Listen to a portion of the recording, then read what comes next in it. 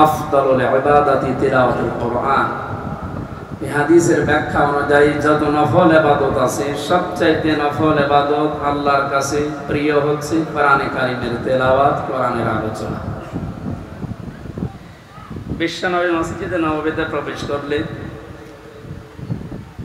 বাম দিকে তাকিয়ে দেখলেন কিছু মানুষ আল্লাহর জিকির করছে, ডান দিকে তাকিয়ে দেখলেন কিছু মানুষ আল্লাহর কোরআন নিয়ে ব্যস্ত আছে।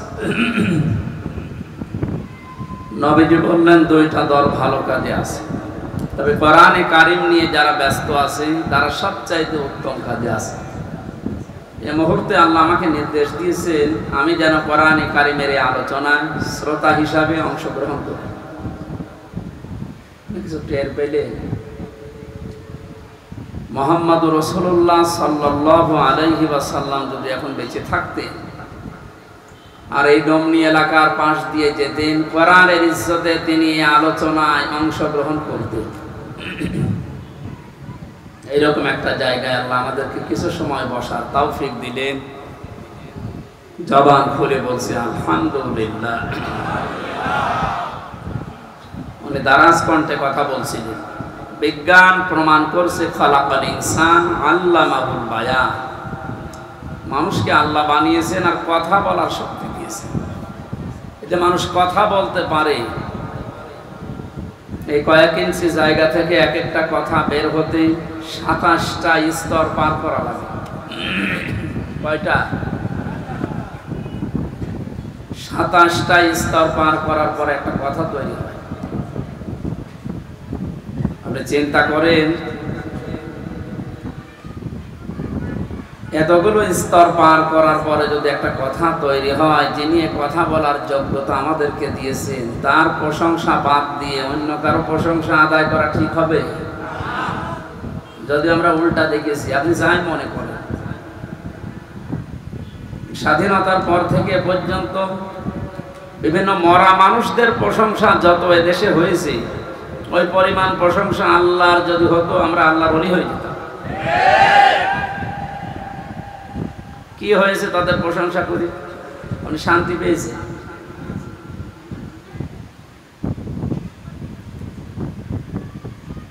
একজন বেদুইন এসেছিল, নবীজি বললেন কি তোমার এই অবস্থা? কাঁধের ওপর একটা ভাঙ্গা মূর্তি নিয়ে নাক ভাঙা। তোমার মূর্তির নাক ভাঙা কেন? লোকটা বলে হে রাসূল এটা আমার মূর্তি না, এটা আমার খোদা। এটা সব সময় আমি সঙ্গে রাখি, না জানি কখন কোন বিপদে পড়ি।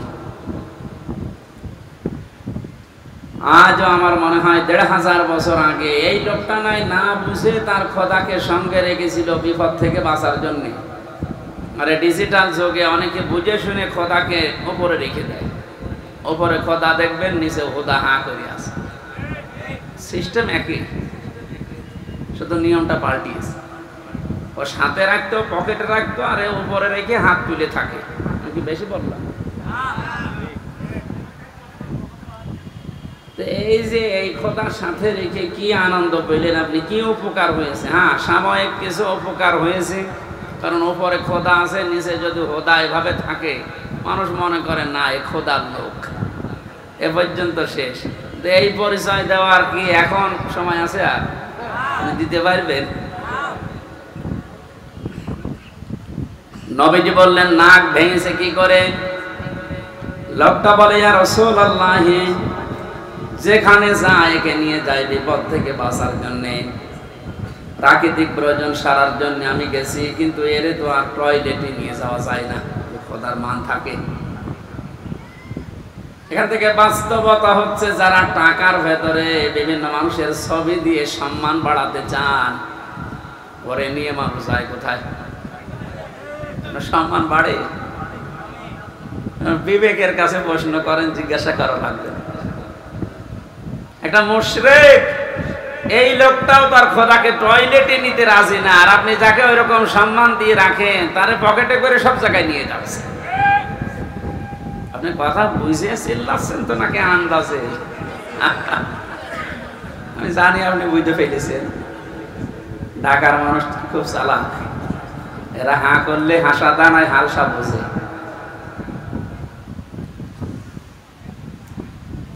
রাস্তার পাশে রেখে কাজ সারতে গেলাম, কাম করে এসে দেখি ওর মাথা থেকে পা পর্যন্ত পুরা ভিজা। চিন্তা করলাম খোদার গা ভিজা, এ না জানি কর রহমত বরকতের পানি হবে। জহব্বা বের করে চাটলাম, খাইলাম, দেখে একটা শ্বাস লাগে, গন্ধ। চিন্তা করলাম পানি যাতে রহমতের হবে, আর খোদার গা থেকে ঝরতেছে, এরকম গন্ধ হবে কেন? শ্বাস লাগে কেন? পাশে তাকিয়ে দেখে একটা কুকুর দাঁড়িয়ে আছে, ওর নিচ দিয়ে পানি টপকাচ্ছে।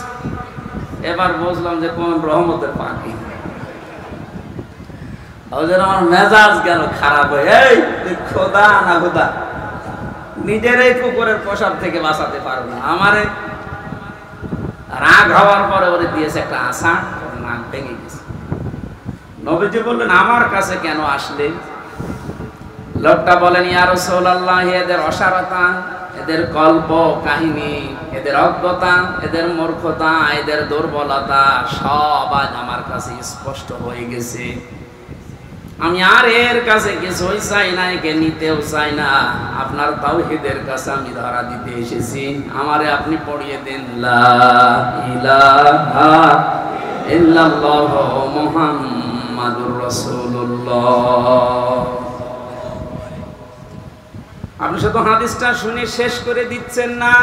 আমার তো মনে হয় ১৫০০ বছর আগে লোকটা যা ঘটিয়েছে, এখন এই ডিজিটাল যুগে খাপের খাপ অনেকের জীবনে মিলিয়ে যাচ্ছে। যেই দেখেছি যে না, এগুলো তো কল্প কাহিনী। আজকে আমি কোর্টে সারাদিন ছিলাম, আমার যতগুলো মামলা সব আজকে আদালত ডিসমিস করে দিয়েছে। আমার এখানে একটা প্রশ্ন ছিল আজকে, কিন্তু উনি করতে দেয়নি। আমাকে ৩টা বছর আটকে রেখেছিলেন মাটির নিচে এবং জেলখানা মিলে। আমার প্রশ্ন হচ্ছে, আপনি আমাকে মামলা দিয়ে ৩টা বছর আটক রাখলেন, যে আমার অপরাধ আছে কিনা? ৩ বছর পরে আজকে প্রমাণ হলো যে আমি নির্দোষ, কোনো অপরাধ নেই। আমার যত রকমের পরীক্ষা করার দরকার ছিল রিমান্ডে নিয়ে সব করেছে। এই মোবাইলটা আজকে দিয়েছে ওরা ৩ বছর পর। এর মধ্যে যা ছিল ওরা সব কিছু দেখেছে। যে মামলা দিয়েছিল আনসার আল ইসলাম না কি জানো, সাদামি জীবনে জানি না। যত রকমের পরীক্ষা করেছে একটাও পাইনি। জজ আজকে হাসছিল যে মামলার বিচার করব কি দিয়ে, কোনো মাল নেই, যা ছুড়ে ফেলে দিলাম। আমি মনে করলাম জিজ্ঞাসা করি, মাননীয় আদালত, যে 3টা বছর আপনার কাছে তোমার মামলা ছিল, এতদিন আপনি কিছুই করেননি, আপনি কিন্তু জানতেন। আজকে যেমন ছুড়ে ফেলে দিচ্ছেন, হাসি তামাশা করছেন যে একটা মামলা হলো, এই 3 বছর জানতেন না? 30 থেকে 32 বার এই মামলাটাই আদালতে উঠেছিল, কিন্তু জামিন আপনি দেননি, বারবার ফেরত দিয়েছেন। আজকে কোন ইশারায়, কার ইশারায় দিয়েছেন আমি জানি না। তবে আমার প্রশ্ন, আমাকে যে 3টি বছর রাখলেন, আমি তো নিরপরাধ, আজকে প্রমাণ হলো যে কোনো দোষ নেই। যারা আমাকে বিনা দোষে কষ্ট দিয়েছে, আমিও তাদের ওই কষ্ট দিতে চাই।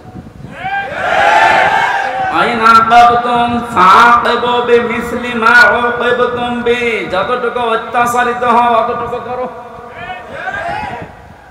আমি যেহেতু হয়েছি, কোরআন আমাকে জানিয়েছে, সুতরাং আমি যতটুকু পেয়েছি। মাটির নিচে আপনারা আমাকে রেখেছিলেন, আমার মামলার আয়ু থেকে শুরু করে উপরের যে নির্দেশদাতা পর্যন্ত প্রত্যেককে আমি 3 বছর মাটির নিচে রাখতে চাই। আমি বেশি করছি না, সমান সমান করছি। এটা যদি আপনি না করতে পারেন, আগামীতে আমার মতো আরো মানুষ বিনা কারণে 3 বছর 5 বছর না 10 বছর 15 বছর মাটির নিচে জেলখানায় থাকবে, কোনো বিচার হবে না। 15 বছর পরে লোকটা যখন বের হবে, আপনি রায় দিয়ে দেবেন যে নির্দোষ, কোনো দোষ নেই, তাহলে 15 বছর আপনি ফিরিয়ে দেন। আমার জীবন থেকে আপনি 3টা বছর নষ্ট করে দিলেন। যাদের কথা মতো এই মানুষগুলো তো কিয়ামতে মামলার আসামি হবে, কারণ আল্লাহ আপনাকে মাফ করবে না যতক্ষণ হামজা মাফ না করে। আপনি আল্লাহর ক্ষতি করেননি, ক্ষতি করেছেন হামজার। ওটা যদি হকল ইবাদ হয়তো, হকল্লাহ হয়তো আল্লাহ মাফ করে দিত। এটা তো হকল ইবাদ, বান্দার হক আপনি নষ্ট করেছেন। যাদের ইশারায় তাদেরকে আপনি বলবেন, এই মানুষগুলো যদি হামজার কাছে মাপ না চায়, কোনোদিন লোকটা জান্নাতে যেতে পারবে না। দ্বিতীয় সিস্টেম হচ্ছে লোকটা জালিম। যারা টট্ট বটন ছিল এতদিন, এরা সবগুলো কোরআনের ভাষায় জালিম। জালিমদের জন্য সবচাইতে আমার ভয় লাগে সূরা শুরার 42 নম্বর আয়াতটা পড়লে, ইন্নামাস সাবিলু আলাল্লাযীনা ইয়াযলিমুনান নাস ইলা আখির আয়াত। আল্লাহ পাক বলেন, অবশ্যই আমি আল্লাহ নিজে মামলা দায়ের করব, নিজে অভিযোগ দায়ের করব, কেস করব। শব্দের অর্থ দিকে খেয়াল করেছেন, ইন্নামাস সাবিলু আলাল্লাযীনা ইয়াযলিমুনান নাস। আল্লাহ ইয়াযলিমুনাল মুসলিমুনা দেননি, ইয়াযলিমুনান নাস দিয়েছেন। এটা মজারে বর্তমান ভবিষ্যৎ, প্রেজেন্ট ফিউচার দুইটা কাল নিয়ে আল্লাহ শব্দ দিলেন কেন? কারণ এখন শুধু না, কিয়ামত পর্যন্ত এই আয়াতটা কোরআনে থাকবে না, 2 দিন পর নষ্ট হয়ে যাবে। মানুষ হয়ে যারা মানুষের উপরে জুলুম করে, অত্যাচার করে, এরা হামজার মামলার আসামি না। আমি মামলা দিলেও পারি, না দিলে মাফ করে দিলে হয়ে গেল, কিন্তু না, আল্লাহ পাক বলেন ওরা আমি আল্লাহর মামলার আসামি। আমার তো আয়াত পড়ার পরে বাংলাদেশের দিকে তাকিয়ে মনে হয় এদেশের অনেক মানুষ এখন অলরেডি আল্লাহর মামলার আসামি হয়ে গেছে।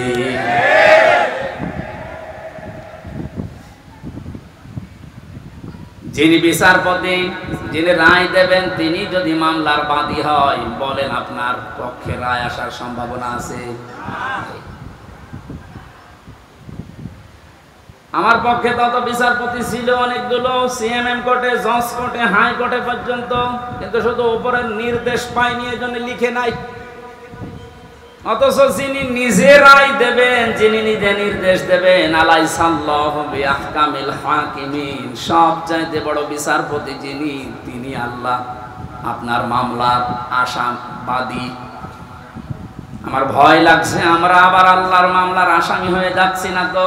ওয়ায়াবগুনা ফিল আরদি বিগাইরিল হক, অন্যায়ভাবে পৃথিবীতে বিদ্রোহ করে যারা বেড়ায়, এই 2 প্রকার মানুষ আল্লাহর মামলার আসামি। আর এই 2 প্রকার মানুষ এখন বাংলাদেশে বেশি। আগস্টের 5 তারিখ থেকে আজকের এই 2 তারিখ পর্যন্ত তাকান, এই 26-27 দিনে কত ভাবে চেষ্টা চালাচ্ছে কি করে বিশৃঙ্খলা তৈরি করা যায়, বিদ্রোহ করা যায়, দুনিয়া অশান্ত করা যায়। আমি আপনাকে বলছি, আমি আপনাকে ভালোবাসি, বাঁচাতে চাই। কোরআনের চোখ লাগিয়ে দেখতে পেলাম এই দেশে 5 তারিখের পর থেকে 2 তারিখ পর্যন্ত যারা শান্ত হয়ে যাওয়ার পরে বিশৃঙ্খলা করার চেষ্টায় আছে, পৃথিবীর মানুষকে বোঝাতে যাদের দৃষ্টান্ত শান্ত নেই, কত রকমের ক্রু তৈরি করে ইস্যু লাগিয়ে আপনি চেষ্টা চালিয়েছিলেন, তওবা করে ফিরে আসেন, নয়তো আপনি আল্লাহর মামলার আসামি। আমি আশা করি আপনি কথা বুঝেছেন। যদি না বোঝার ভান করে উল্টা পাল্টা ধারণা করেন, আপনার কপালে হেদায়েত আল্লাহ দেবে না। এই যে কপালে হেদায়েত দেবে না, এটা তো আমি বানালাম। হ্যাঁ,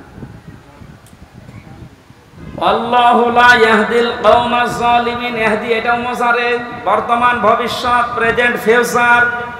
আল্লাহ বলেন আমি জালেমদেরকে হেদায়েত দিচ্ছি না, দেব না। আর সুর তোলা হচ্ছে ওদেরকে মাফ করে দেন, আমি মাফ করে করব কি? আল্লাহ তো হেদায়েত দেবে না জালেমদের। এত কঠিন নিকৃষ্ট আল্লাহর কাছে শব্দটা।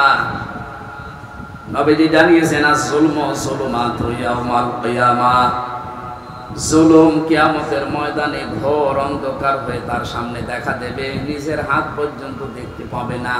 এটা যদি 100 ভাগ আমরা বিশ্বাস করে বাস্তবে নিয়ে আসতে পারতাম, জীবনই পাল্টিয়ে যেত। আমি আমার ঈমান থেকে কথা বলছি। যারা এখনো পর্যন্ত এই আয়াতগুলোর সাথে মিলে যাচ্ছেন, আপনি থামেন। মৃত্যুর বড় বড়ারে চলে আসলে তখন কিন্তু আপনার পাশে বসে কালেমা পড়ালেও কাজ হবে না। ঢাকাবাসী, আমি যেটা শিক্ষা দেওয়ার জন্য পর্যন্ত আসছিলাম, আজ বহু মানুষের কল্প কাহিনী মিথ্যাচার, মিথ্যা রচনা, অনেক ষড়যন্ত্র, বিশেষ করে উল্টাপাল্টা সব যেহেতু আমাদের কাছে ধরা পড়ছে, দলে দলে পালে পালে দেখতে পাচ্ছি মানুষ বুঝে হোক না বুঝে হোক এখন ইসলামে আসা আরম্ভ করে দিয়েছে।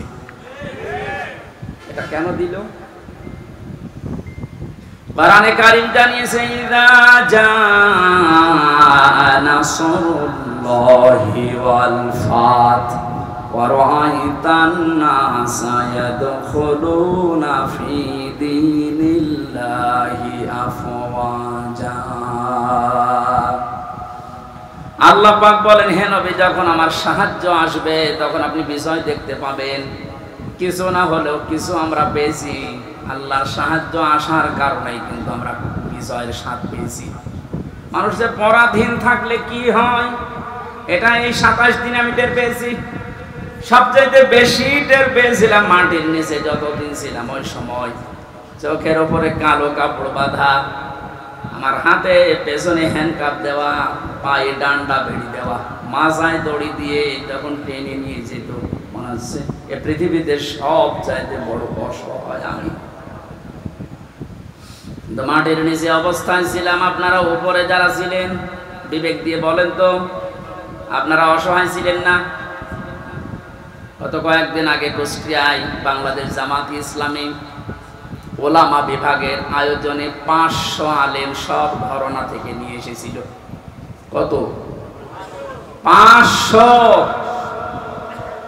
ওনারা আয়োজন করেছিল 500, 750 উপরে আলেম এসেছে পুরা কুষ্টিয়া জেলা থেকে, সব ঘরানার।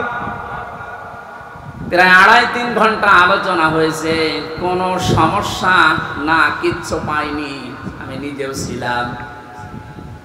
আপনি একটু ভাবেন তো, 5 তারিখের আগ পর্যন্ত 500 না 5 জন আলেম এক জায়গায় বসে নিরাপদে থাকতে পারত? স্বাধীনতার পরাধীন কি অবস্থা, বাস্তবতা এইটা। এই অনুষ্ঠানটা করতে হলে 5 তারিখের আগে 14 জায়গায় পারমিশন নেওয়া লাগতো, তারপরও অনুমতি মিলত না। এ মানুষগুলো তো সেই মানুষই আছে। এখন 14 জায়গায় অনুমতি না। ডক্টর ইউনূস বলেছেন, এদেশে কোরআনে কারীমের কথা ওইভাবেই হবে, অন্যান্য ধর্মের কথা যেভাবে চালু আছে। হিন্দুদের পূজা, ওদের দুর্গা পূজা, সরস্বতী পূজায় যদি অনুমতি না লাগে, পাহারা দেওয়া হয়, কোরআনের অনুমতি লাগবে কোন কারণে? কিছু মানুষের কিছু চিন্তাধারায় আল্লাহ তাকে মাফ করেন। কবি নজরুলের জীবনে ওরকম আমল আমি ওনার জীবনী পড়ে পাইনি, কিন্তু কিছু কিছু কথা এত দামি, আমার মনে হয় আল্লাহ ওই কথাগুলোর কারণে মাফ করে দেবে। এই লোকটা যে ঘোষণা দিল, কোরআনের পক্ষের লোক না বিপক্ষের লোক ওটা আমি বলছি না, কিন্তু যে ঘোষণা দিল, এই 17 বছরে কোনো মুসলমান তো এই ঘোষণা দিতে পারে না। আরো বিরোধিতা করতেন আপনি।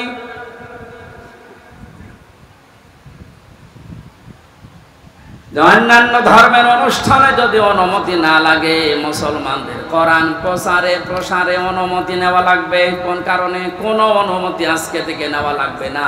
যেখানে যতটুকু পারেন কোরআনের কথা ওই ফরসি বলবেন, যেটা আল্লাহ জানিয়েছে। ওনার পরের দিন এই দেশের ডিসিএফ এর প্রধান যিনি গোয়েন্দা বিভাগের আমার কল দিয়েছিল, আমার মাহফিল ছিল ওই দিন গাইবান্ধা। আমারে ডাক দিয়ে বলছে, হুজুর কোরআনের কথা বলতে দেশে 56,000 বর্গ মাইলের কোনো ইঞ্চিতে আর বাধা নেই। যে ফোর্সে আল্লাহ জানিয়েছে আপনি ওই ফোর্সে বলবেন। কেউ যদি কোনো জায়গায় একটু শব্দ করেন, শুধু একটু জানাবেন, আমারে সেভ করে রাখবেন, ঠ্যাং ভেঙে ফেলবো। আমি বললাম, স্যার আপনি এতদিন কোথায় ছিলেন? আমি কেবল দায়িত্ব পেয়েছি। দুইটা কথাও আবার জানিয়েছে, যারা আয়োজন করে তাদেরকে আপনি বলবেন ওনারা যেন মহিলা প্যান্ডেলটা আলাদা করে, ওখানে পুরুষের যেন আনাগোনা না থাকে, আর ওনাদের যে আলাদা টয়লেট বা নামাজের ব্যবস্থা ওগুলো যেন ওয়ান টাইমের জন্য করা হয়। এক ভালো প্রস্তাব দিয়েছে। এটা যেহেতু রেকর্ড হচ্ছে, সারা বাংলাদেশে আমার প্রত্যেকটা জেলায় 2টা-3টা করে ওয়াজ নেওয়া আছে। এর মাধ্যমে সবাইকে জানাচ্ছি, আমার এই স্যারের কথাটা মানা দরকার। কথাটা ভালো কথা না? পর্দা কিন্তু নফল না। পর্দা কি নফল? ফরজ। কেমন ফরজ? নামাজের মতো ফরজ। কিন্তু আজ অনেকে এটাকে গুরুত্ব এভাবে দিতে চায় না, নফলও মনে করে না। পর্দা যে একটা ফরজ, নফলও মনে করে না। এই জন্যে কাজটা যেভাবে উনি করতে বললেন আমি আপনাদের কাছে পৌঁছিয়ে দিলাম। উনি আজকেও আমাকে জানিয়েছে কোর্ট থেকে বের হওয়ার পরে, যেই দেখেছে সব মামলা ঢিসমিস হয়ে গেছে। আমি সাংবাদিকদের সামনে যখন ব্রিফ করছিলাম, ব্রিফিং করার পরেই কল দিয়ে জানিয়েছে যে আপনি কিন্তু আজকেও মাহফিলে যাবেন, আমি জানি। কোথায়? খিলক্ষেতে। এটা খিলক্ষেত দেখেছেন। আমি জানি না আমার মাহফিল কোথায়, কারণ আমার সাথে যে ছেলেটা আছে ও আমার একদিন আগে জানায় যে আজকে অমুক জায়গায় মাহফিল আছে। ওনারা জেনে ফেলেছে, কত খোঁজ রাখছে। ওনার ওই কথাটা আমরা আহ্বান জানালাম, আপনারা মেনে চলবেন। মেয়েদের এই সিস্টেমগুলো একটু দরকার। ওনাদের ইসলাম জানা দরকার নেই বলেন? ঢাকাবাসী কোরআনে কারীম থেকে কথা আরম্ভ করার জন্য আমরা আল্লাহর শুকরিয়া জানাচ্ছি, যিনি আমাদেরকে এই স্বাধীনতার একটু হালকা সুখ পাওয়ার তৌফিক দিয়েছেন। যখন আল্লাহর সাহায্য আসবে, বিজয় যখন আপনি দেখতে পাবেন, বিজয়ের যতগুলো ধাপ আছে, একটা ধাপ আমি বাস্তবে সভাপতির সাথে আমি আজকে মিলাবো, একটু মিলাবেন। ওয়ারাইতান নাসা ইয়াদখুলুনা ফি দীনিল্লাহি আফওয়াজা। আল্লাহর সাহায্য আসলে আপনি বিজয় দেখতে পাবেন। বিজয়ের প্রথম ধাপ এটা, দলে দলে পালে পালে মানুষ দেখবেন ইসলামে প্রবেশ করছে। আপনি 27 দিনের জরিপটা একটু দেখেন। আগস্টের 5 তারিখের আগে আমি 4 তারিখে রাত্রে পেয়েছিলাম একটা জরিপ। ওই জরিপে দেখেছি এই দেশের 100 জনের মাত্র 15 জন চায় যে ইসলাম রাষ্ট্রীয়ভাবে কায়েম হোক, 85 জন চায় না। আজকে মাগরিবের পরের রিপোর্ট আমি ঘুমানোর আগে দেখেছিলাম বিবিসি থেকে। আজকের রিপোর্ট হচ্ছে দেশের 100 জনের 35 জন এখন চাচ্ছে দেশে কোরআন দিয়ে দেশটা চলুক। আপনি একটু সুযোগ দেন। দলে দলে যেভাবে প্রবেশ করছে, গাইবান্ধার পলাশ বাড়িতে আমি 45 মিনিট আলোচনা করার পরে এক হিন্দু অনার্স মাস্টার্স করা এক শিক্ষিত মানুষ এসে বলছে, আমার ধর্মে আমি আর থাকবো না, আপনি আমার ইসলামে প্রবেশ করান।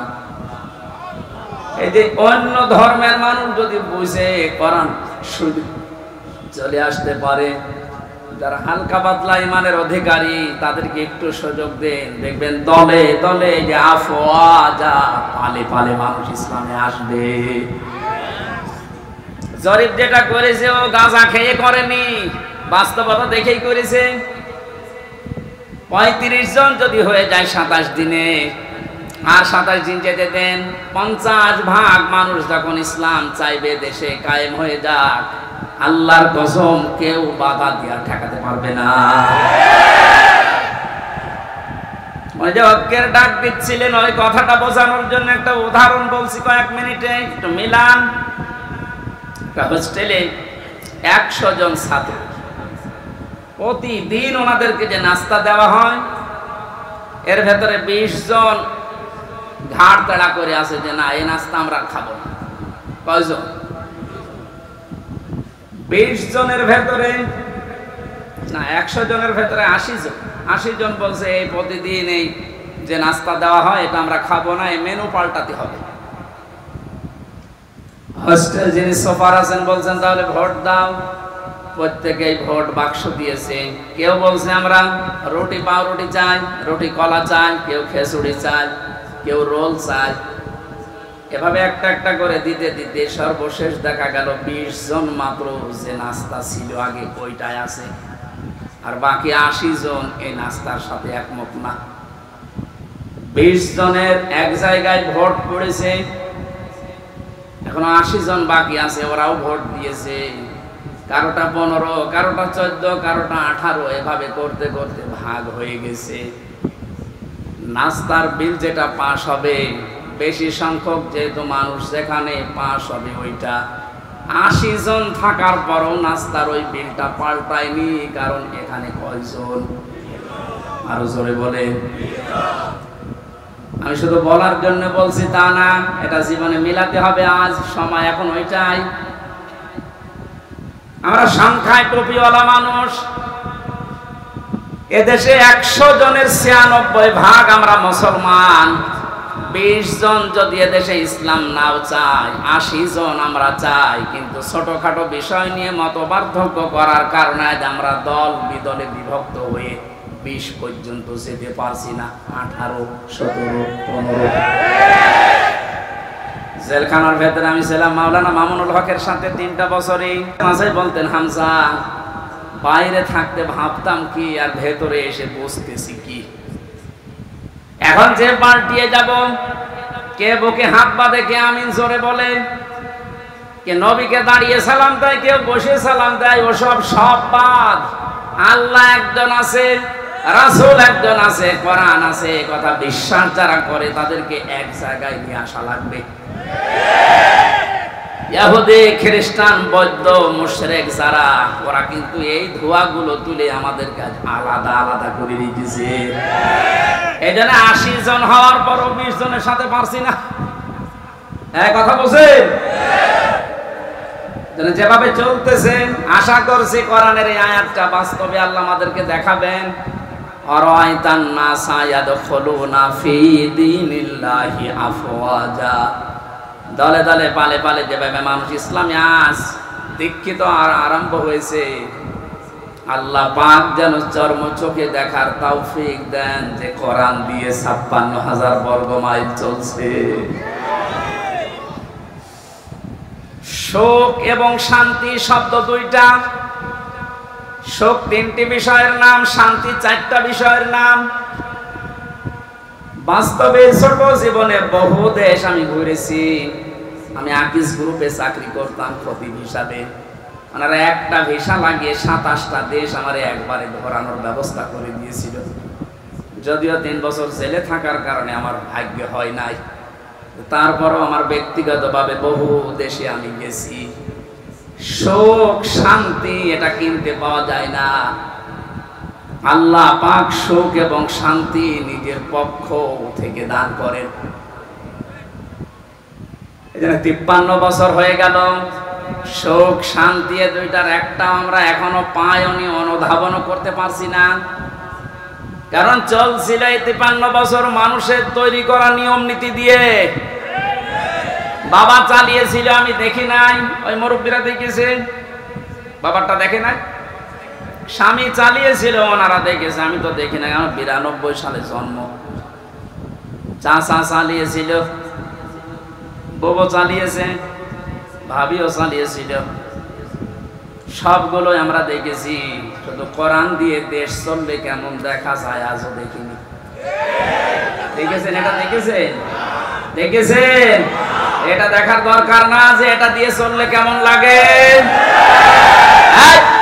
আন্দাজে চিল্লানো না, সত্যি সত্যি মন থেকে বলবেন যদি চান ওই 35 জনের ভেতরে আপনি যেন থাকেন যে হ্যাঁ এইটা দিয়ে দেশ যেন চলে, আমি এটা দেখতে চাই। হাত তুলেন তো, লিল্লাহি তাকবীর।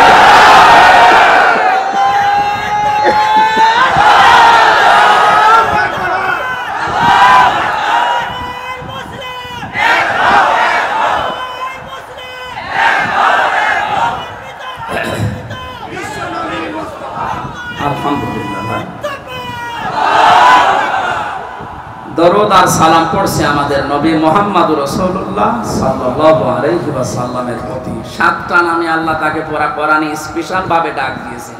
কয়টা? 7টা। 1 নম্বরে নাম দিয়েছেন ইয়াসিন। ইয়া হরফে নেদা, ইয়া মানে হে, সিন মানে সাজ্জেদ। তাফসিরে কাবীর আল্লামা ফখরুদ্দিন রাজি রাহমাতুল্লাহ আলাইহি উনি ব্যাখ্যা করতে গিয়ে সিনের অর্থ দিয়েছেন 5টা। আমি গতানুগতিক কথা বলি না। যারা আছেন যদি হেদায়েতের নিয়তে কথা শোনেন, আমি আশা করছি কোরআন আপনাকে পথ দেখাবে। আর কোরআন শরীফ যদি কাউকে হেদায়েত দিতে না পারে, ও যেন বিশ্বাস করে ওর কপালের হেদায়েত নেই।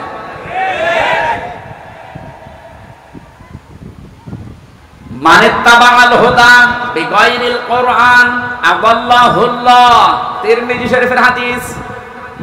নবীজি বলেন কোরআন বাদ দিয়ে যদি পৃথিবীর কোন জায়গায় কেউ ভালো হওয়ার নিয়তেও যায়, আল্লাহ নিজে দায়িত্ব নিয়ে তাকে গোমরাহ করে দেয়। ও ঢাকাবাসী শব্দের দিকে খেয়াল করেন, হুজুর আছে আদাল্লাহুল্লাহ পাবে ইফাল। নবী যদি দল্লা দিতেন তাও অর্থ হয়ে যেত। দল্লা ইয়াদিল্লু না দিয়ে আদাল্লা ইয়াদিল্লু দিয়েছেন। দল্লা শব্দটার বাংলা অর্থ হচ্ছে আপনি নিজেই নিজেকে খারাপ বানিয়ে ফেলেছেন। আর আদাল্লা মানে আল্লাহ নিজে দায়িত্ব নিয়ে আপনাকে নিজে খারাপ বানিয়ে দিয়েছে। এই কথাটার অর্থ কি? কোরআন যেখানে নেই ওই জায়গায় যদি কেউ ভালো হওয়ার নিয়তেও যায়, ওকে খারাপ বানাবে হামজা কে? বলেন বলেন। হেদায়েত দেওয়ার একচ্ছত্র মালিকানা কার? দুনিয়ার কারো হাতে আল্লাহ দিয়েছেন, এমনকি নবীর হাতেও দেন নাই। এই জন্য নবী নিজের চাচা কেউ পারে নাই। এই হাদিস দ্বারা বোঝা যায় কোরআন যেখানে নেই ওই জায়গায় যদি আপনার নিয়ত ভালো থাকে আল্লাহ কিন্তু আপনাকে ছাড়বে না। আপনি গেলেন কেন? এর বাস্তব প্রমাণ বাংলাদেশের মাজারগুলো। আপনি তাকান আমার কুষ্টিয়ার লালনের মাজার, অনেকেই তো যায় ওখানে আল্লাহর ওলি ঘুমিয়ে আছে এই কথা মনে করে, কিন্তু কোরআন ওখানে চলে না, ওখানে চলে শুধু গাঁজা। আমি তো যতটুকু জানি বা দেখেছি সারা দেশ মিলে আপনি যে কয় মন গাঁজা না পাবেন, লালনের মাজারে তার থেকে বেশি গাঁজা পাবেন। রাত 9টার পরে গেলে দেখবেন সব অন্ধকার, পুলিশ পাহারা দিয়ে গাঁজা খাওয়াচ্ছে। আমি একবার গিয়েছিলাম রাত 9টার পরে বাড়ির পাশে, তো গিয়ে দেখছি ন্যাংটা কিচ্ছু নেই, ওরে দুধ খাওয়াচ্ছে। কে এর দুধ খাওয়ান? হুজুর আল্লাহর ওলি। আল্লাহর ওলি মানে হ্যাঁ, এর ভেতরে মাল আছে। মাল আছে সব দেখা যাচ্ছে, নতুন কোন মাল দেখাও, এ মাল তো সবাই আছে। খালি বিচারপতি মানিকেরটা নেই, ওটা উড়িয়ে গেছে। ওনাকে বলেছে যে আমার বিসি নিল কে, এখন বেশি বুঝতে পারছে না। ইসলামের যে ক্ষতি করেছে এই লোকটা, আলেমদের যে দুশমন ছিল, আল্লাহ আমার মনে হয় সরাসরি হাত দিয়ে দেখিয়েছে। আমার জীবনের সব যে আল্লাহ যদি পৃথিবীতে আর কিচ্ছু না দেখায়, কোনো আফসোস আমার জীবনে নেই। আল্লাহ বলে যে ধরা ধরে দিছে। এই কথা বলছে।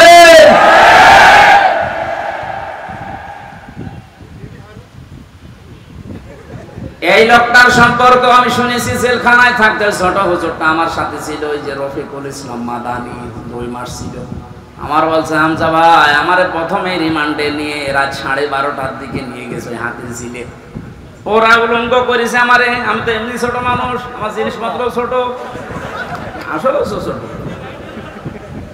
আমারে নিয়ে পুরা উলঙ্গ করে একটা সিগারেট হাতে ধরিয়ে দিল।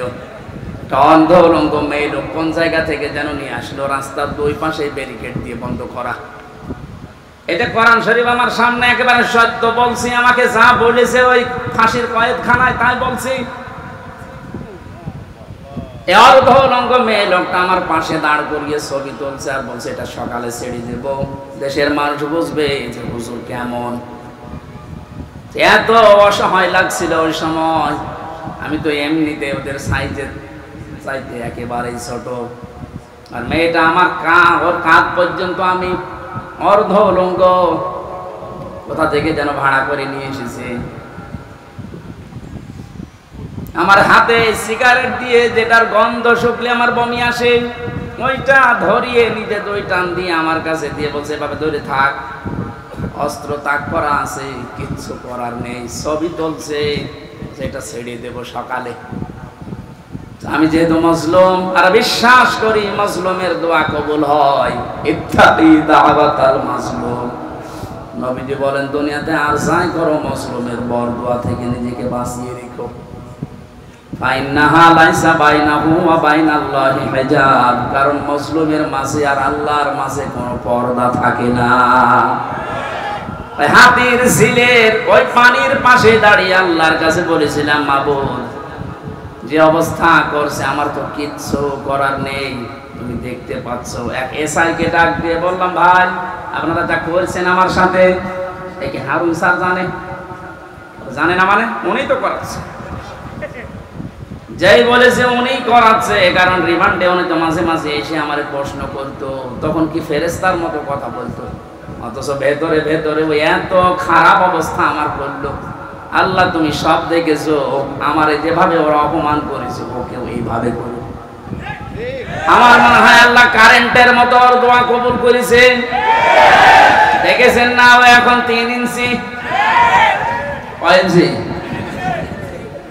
সারা দুনিয়া এখন জানো, নাম অনেকে জানে না, কিন্তু ও যে 3 ইঞ্চি ও সবাই জানে, মহিলারা পর্যন্ত জানে যে 3 ইঞ্চি। ছোট হুজুরের দোয়াটা একেবারে মাসলুম, যেহেতু আল্লাহ কবুল করে দুনিয়ায় দেখিয়েছে, পরবর্তী কি করবে সেটা আল্লাহ ভালো জানে।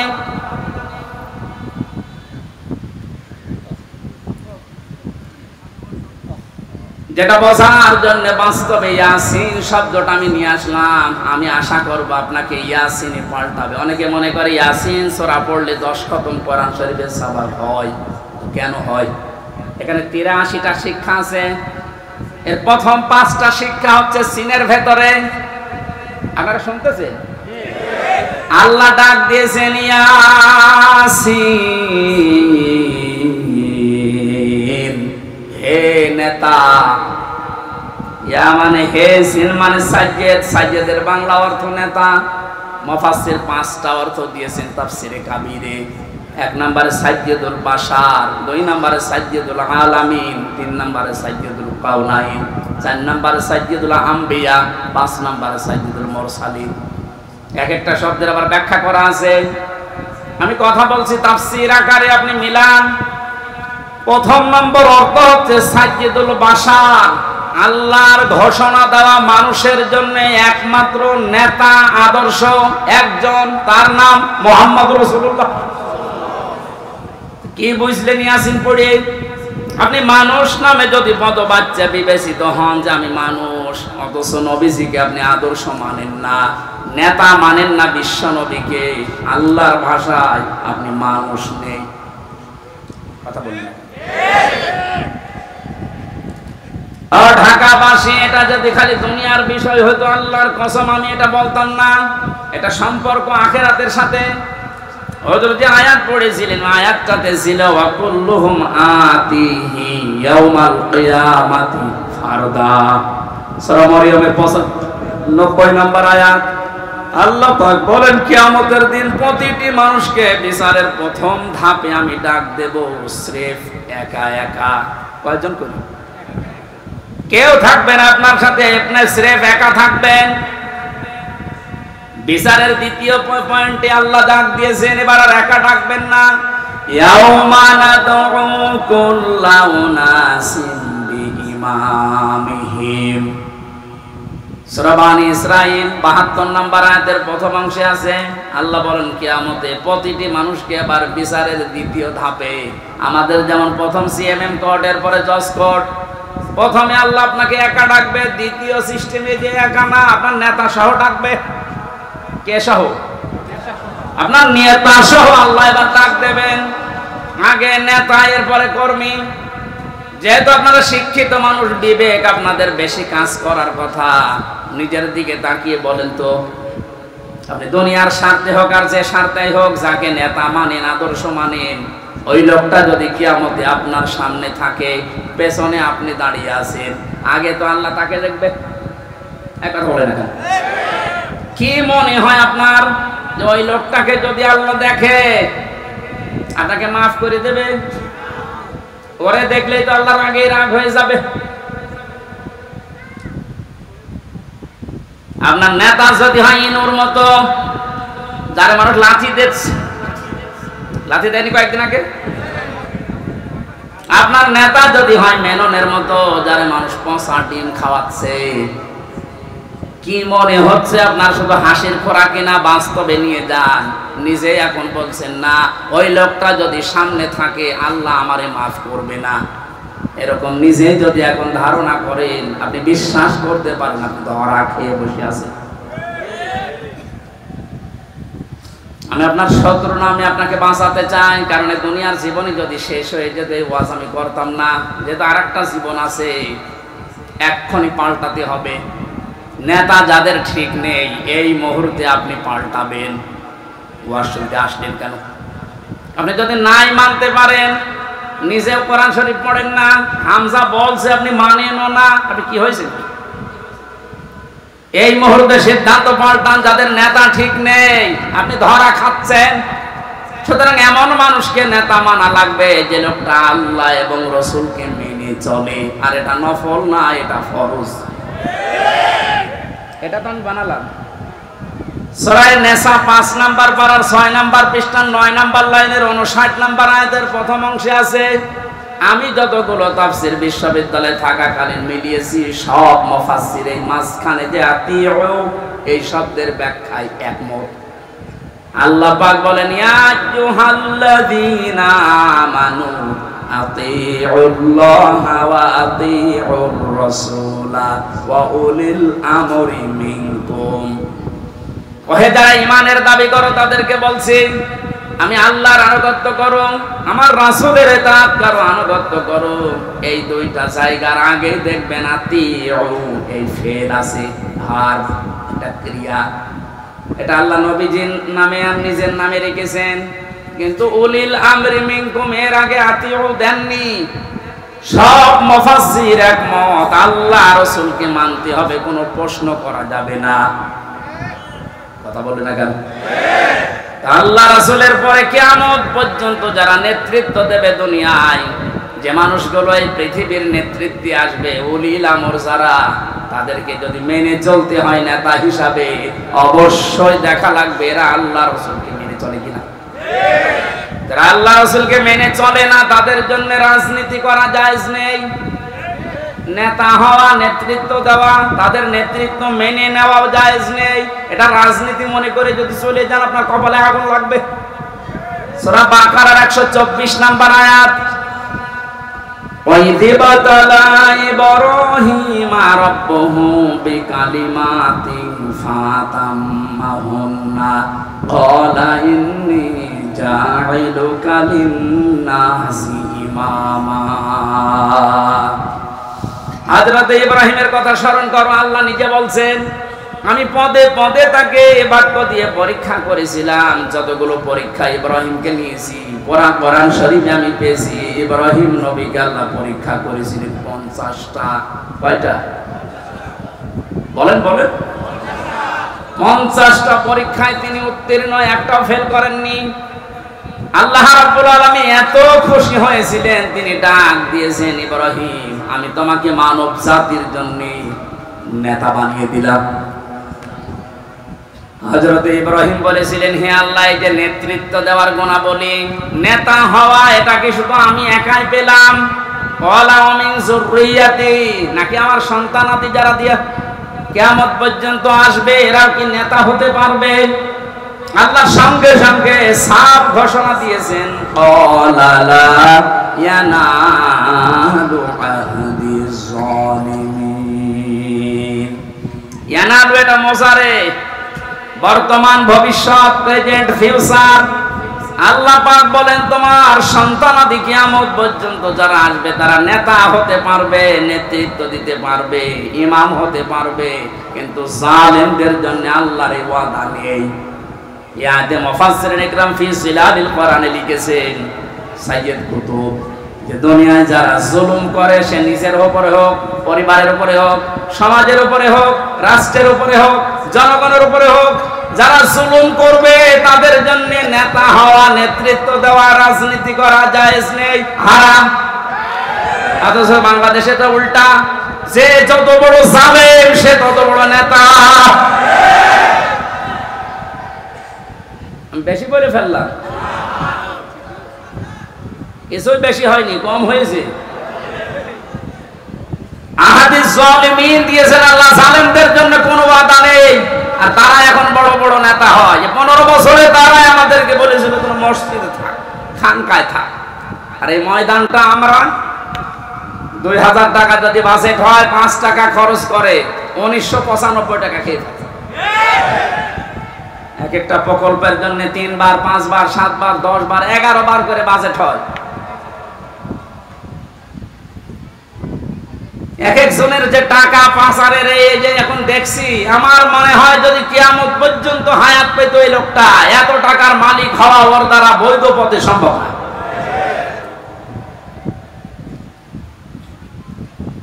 ইয়াসিন শুধু পড়লে 10 খতম কোরআনের সওয়াব হয় তা আপনি তো মানবে।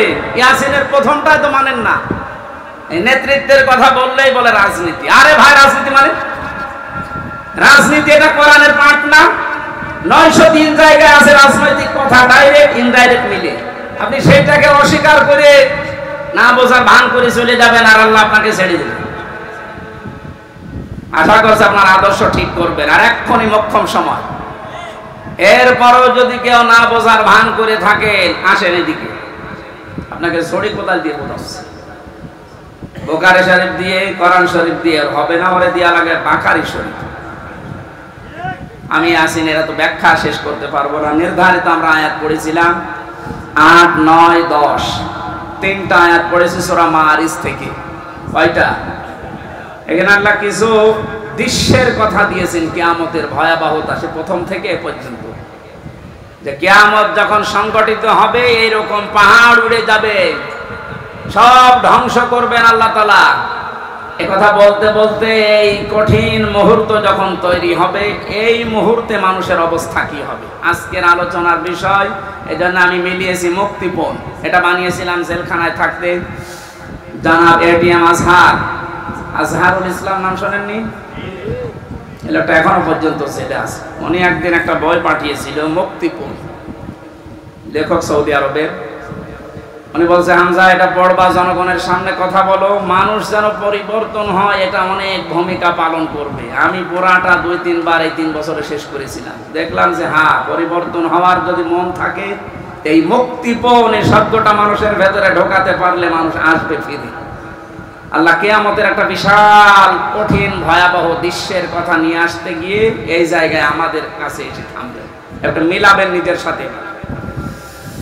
আল্লাহ রাব্বুল আলামিন বলেন, ওয়ালা ইয়াসআলু হামিমুন হামিমান ইউবাসসারুনাহুম। সেদিন শহীদের পরিচয় দেবে না। এই যে হামিমুন মানে অন্তরঙ্গ বন্ধু, শহীদ বলা হয়। একে অন্যের যখন দৃষ্টিগোচর করা হবে, একে অন্যের সামনে যখন নিয়ে আসা হবে, কেউ কারো পরিচয় দিতে চাইবে না।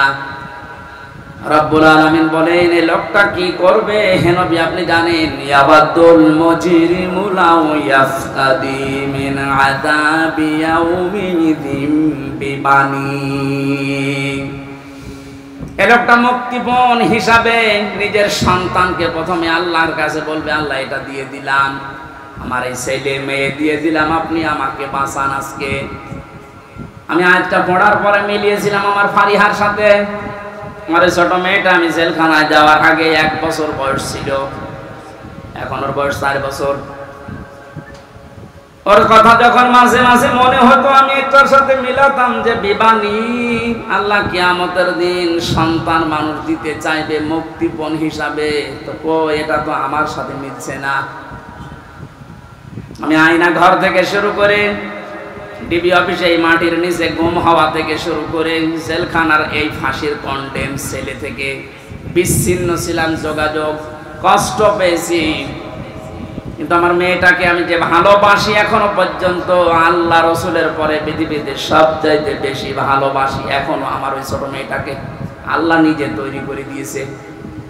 অথচ আল্লাহ বলছেন ফারিহাকেও কিয়ামতে হামজা তুই বলবে যে এটাও দিয়ে দিলাম, আমারে বাঁচাও।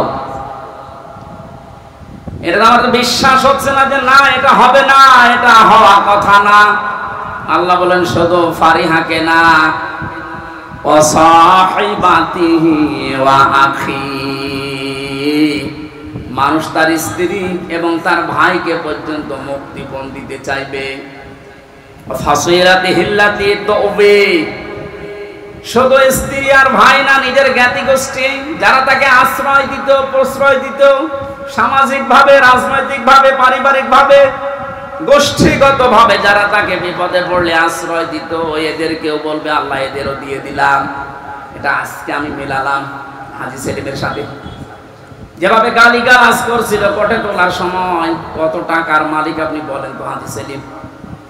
অথচ যে গাল আজকে খেয়েছে, যে ডিম খেয়েছে, তাও এতগুলো প্রশাসনের মানুষ পাহারা দেওয়ার পরেও ও আজকে হাও মাও করে কাঁদছিল ইজলাসে দাঁড়িয়ে। ও তো মনের ভেতরে এইটা আসছিল, কি করলাম, যা দুনিয়ায় আছে সব আজকে দিয়ে বলো জজ সাহেব আপনি আমারে শুধু মুক্তি দিয়ে দেন। ওরে কান্নার ভেতরে এই আওয়াজই ভেসে আসছিল। জামিন নামঞ্জুর করে জেলে পাঠিয়েছে। আল্লাহ বলেন জ্ঞাতি গোষ্ঠী ও ফাসইলাতি হিল্লাতি তবে, এই ফাসইলাতির শব্দের ভেতরে তিনটা বিষয় আছে ইবনে কাসিরে। তো ওবের ভেতরে দুইটা অর্থ আছে। আল্লাহ পাক বলেন এই পৃথিবীতে ও আপন মনে করে যে মানুষগুলোর যার কাছে যেত, যারা আশ্রয় দেবে বলে বিশ্বাস করত, এই মানুষগুলোকেও কিয়ামতে বলবে আল্লাহ জ্ঞাতি গোষ্ঠী দলের লোক সব নেতা খেতা দিয়ে দিলাম, আমাকে তুমি একটু মুক্তি দাও। আল্লাহ বলেন এতটুকু না, আর একটা আছে ওমান ফিল আরদি জামিআ, ওর দুনিয়ায় যত স্থাবর অস্থাবর সম্পদ ছিল, যত সম্পদের মালিক ছিল, সব আমাকে দিতে চাইবে, শুধু বলবে সুম্মায়ুজি, আমি মুক্তি চাই। আমি কি চাই? এটা শুধুমাত্র মনে হয় হাজী সেলিমের জীবনে, আমাদের জীবনে এরকম সময় আসবে না। এক কথা বলুন, প্রত্যেকের জীবনে অপেক্ষা করছে। আমি আমার ফারিহাকে, আমার স্ত্রী তামান্নাকে, আমার ভাই নেই, আমার বোন আছে রুনাকে, আমার জ্ঞাতি গোষ্ঠীর 100 জনের 98 জন আওয়ামী লীগ করতো, এখন পুরা পাল্টিয়ে গেছে। এখন বলছে আমরা কিছু করি না। এই পর্যন্ত না, আমার যত সম্পদ আল্লাহ দিয়েছেন, আমার বাবা আর আমার সব, আমি একটা একটা করে আল্লাহকে আমি দিতে চাইবো। শুধু বলবো আল্লাহ তুমি আজকের এই কঠিন দিন থেকে আমারে বাঁচাও। আল্লাহ দিনের পরিচয়টা একটু দিয়েছেন কোরআনে, ফাকাইফা তাত্তাকুনা ইন কাফারতুম ইয়াওমা ইয়াজআলুল ওয়ালদানা শিবা। হে নবী, কিয়ামত আমি কেমন ভাবে বানাবো জানেন? যুবক মানুষ কিয়ামতের দৃশ্য দেখে বিদ্ধ হয়ে যাবে। আমার ঢাকাবাসী একটা মানুষ বুড়ো হয়ে যায় কখন? 60 বছর, 70 বছর, 80 বছর সময় লেগেছে, কিন্তু এমন দৃশ্য সালসালা আল্লাহ নিজে বলছেন আমি বানাবো। আমার মতো হামজা 32 বছর বয়স, সঙ্গে সঙ্গে সেকেন্ডের ভেতরে বুড়ো হয়ে যাব। এই কঠিন ময়দানে আল্লাহ ঘোষণা দেবেন কাল্লা, কখনো না, কখনো না। যতগুলো দিতে চাইলে মুক্তিপণ একটাও নেওয়া হবে না। ইন্নাহা লাযা, তোরে আমি লাজাই দেব। কোন জায়গায়? প্রশ্ন আসতে পারে লাজা কি? এখানে যারা আছে আমরা অনেকেই জানি জাহান্নাম 7টা, জান্নাত 8টা।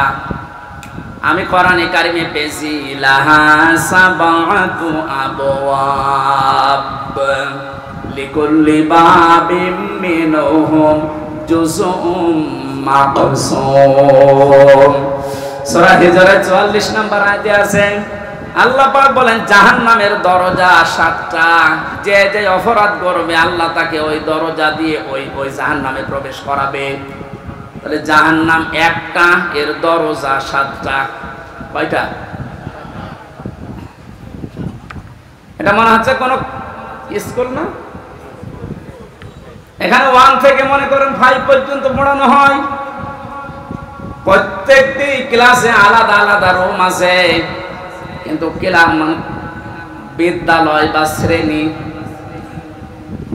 কিন্তু একটাই বলা হয় যে এটা বিদ্যালয় বা মাদ্রাসা, স্কুল যাই বলেন স্কুল। এই স্কুলের 5টি স্তর আছে 1 থেকে 5 পর্যন্ত। যে যে ক্লাসে পড়ে সে দরজা দিয়ে প্রবেশ করে ক্লাস করে বাড়ি চলে যায়। 3তে পড়ে 5-এ গিয়ে ক্লাস করতে পারবে। এটা যেমন সহজে বুঝলেন। আল্লাহ পাক জাহান্নাম বানিয়েছেন একটা, স্তর বানিয়েছেন এরকম 7টা। দুনিয়ায় যে যে ধরনের অপরাধ করবে তাকে ওই দরজা দিয়ে প্রবেশ করিয়ে শাস্তি দেবে। এর 1 নম্বর দরজার নাম হচ্ছে হুতমা, খুব ভয়ঙ্কর জায়গা। এর 2য় নম্বরে লাজা। আল্লাহ বলেন এই যে মানুষগুলো মুক্তিপণ হিসাবে কিয়ামতের কঠিন দৃশ্য থেকে দিতে চাইবে, আমার আওয়াজ হবে কাল্লা, না, ইন্নাহা লাযা, তোরে এই লাজার দরজা দিয়ে প্রবেশ করাবো। এটা কেমন জায়গা হে নবী আপনি জানেন? এখানে ঢুকলে আগে মানুষের চামড়া খসে যাবে। শাওয়া শব্দের শাব্দিক অর্থ বেশি ইবনে কাসিরে হাড় টুকরা টুকরা করলে যেভাবে খণ্ড বিখণ্ড হয়ে যায়, উপরে বাড়ি দিলে হাড় যেভাবে খণ্ড খণ্ড হয়ে যায়, এইরকম জায়গা এটা। বাংলাদেশ সহ বিশ্বের যত কঠিন জায়গা আছে, শুধু যেখানে কারেন্টের শর্ট দিয়ে মানুষকে গলিয়ে ফেলা হয় এইটা বাদ দিয়ে এদেশে এমন কোন রিমান্ডের জায়গা নেই যেখানে গেলে চামড়া আগে খসে যায়। আমার বহুবার বলেছিল যে এই যে এইগুলো আমরা তুলি, অস্ত্র নিয়ে এসেছিল বিভিন্ন মেশিন, যে এই যে নখ আমরা তুলে ফেলি এইটা দিয়ে, তো ওটা দেওয়ার পরে এরপরে টান দেবেন, এরপরে উঠবে, তাছাড়া ধরে রাখলে ওঠে না। অথচ আল্লাহ শাওয়া দিয়েছেন, লাজায় প্রবেশ করার সঙ্গে সঙ্গে মানুষের চামড়া আর এই নখগুলো উঠে চলে যাবে। এবার আপনি ভাবেন তো বাস্তবতা নিয়ে যে কিরকম জায়গা এটা, যেখানে প্রবেশ করলে আগে চামড়া খসে চলে যায়, নখ উড়িয়ে যায়। আল্লাহ বলেন কঠিন ভয়ঙ্কর জায়গায় কাদেরকে ডাকবে জানো? তাদউ মান আদবারা ওয়া তাওয়াল্লা। এই দুনিয়ায় যে মানুষগুলোকে সত্যের দিকে আহ্বান করা হয়েছে, এরা সত্যের কথা শোনার পরে অহংকার করে এদবার করেছে, মুখ ফিরিয়ে নিয়েছে। আমার মনে হয় আয়াতের বাস্তবতা বাংলাদেশে সবচেয়ে বেশি। এত কোরআনের কথা আলোচনা পৃথিবীর কোন জায়গায় হয় না। এত আলোচনা হওয়ার পরে সত্যকে সত্য জানার পরেও যারা ঘাড় ঘুরিয়ে অহংকার করে চলে যান, আপনার জন্য আল্লাহ লাজা প্রস্তুত করে রেখেছে। ইহুদি খ্রিস্টানদের আমরা প্রতিদিন 17 বার করে বরদোয়া দেই। কতবার? এই যে গায়রিল মাগদুবি আলাইহিম ওয়ালাদ-দাল্লিন, দুইটা জাতির কথা আছে, ইহুদি আর খ্রিস্টান। বারবার আল্লাহকে বলা হচ্ছে, আল্লাহ এদের পথ আমাদেরকে দেখিও না, এরা অভিশপ্ত। এরা অভিশপ্ত না?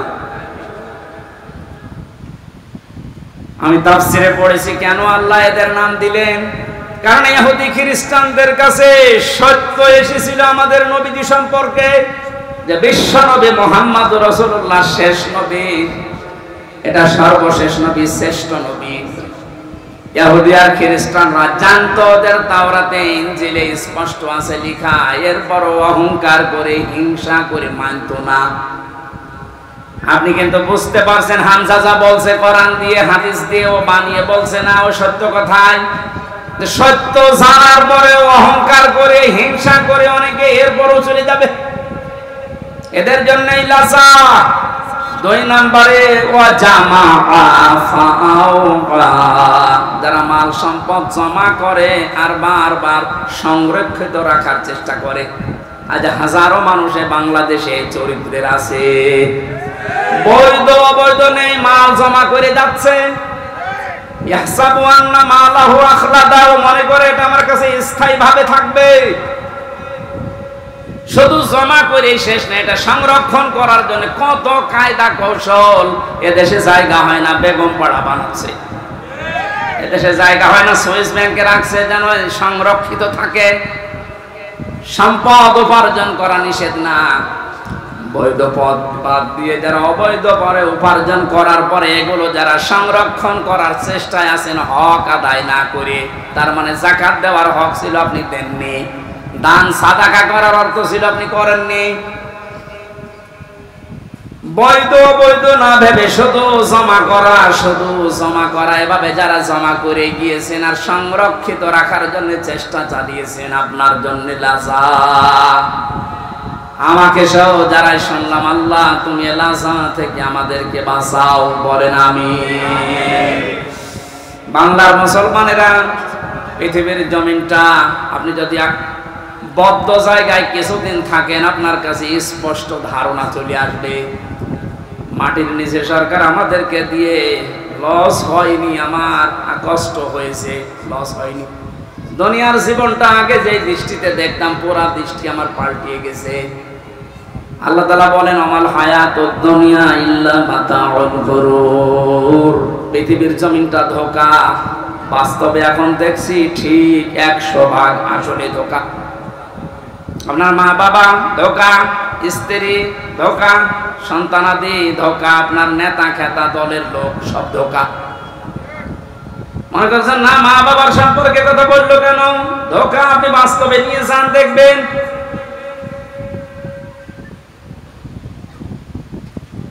স্ত্রী ধোঁকা, এটার বাস্তবতা আমরা সবাই কম বেশি টের পাচ্ছি। আপনি যদি একটু শ্বশুর শাশুড়িকে অপমান করার চেষ্টা করেন, আপনার আপন বউ আপনার পর হয়ে যাবে। শ্বশুর শাশুড়ি বাদ দিলাম, স্ত্রীর ভাইকে অপমান করে একটা কথা বলেন, যত সুন্দর স্ত্রীর ব্যবহার হোক সেকেন্ডে পাঠিয়ে যাবে। দুনিয়ার সব কিছু যখন ধোঁকা ধোঁকা বলে আল্লাহ ঘোষণা দিয়েছেন, আমরা এই ধোঁকার পেছনে পড়ে থেকে আমাদের বিশাল আখিরাত আমরা যেন নষ্ট করি না ফেলি। আমি সহ যারা এসেছি, আল্লাহ তুমি আমাদেরকে ইখলাসের সাথে এগুলো মেনে চলার তৌফিক দাও, বলেন আমিন। বারাকাল্লাহু লানা ওয়া লাকুম ফিল কুরআনিল আযীম।